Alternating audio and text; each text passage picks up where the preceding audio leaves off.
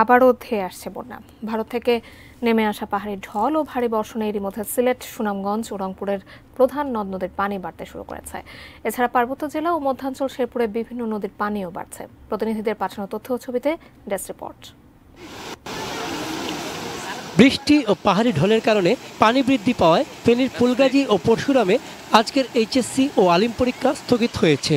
ফুলগাজীতে মুহুরী নদীর বাঁধ ভেঙে লোকালয়ে ঢুকছে পানি, 10,000 মানুষ পানিবন্দী।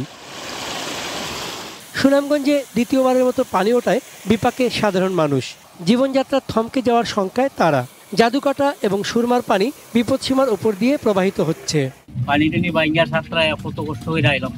চতুর্দিকে পানি, বাচ্চা কাচ্চা নিয়ে আমরা সংকটের মধ্যে আছি।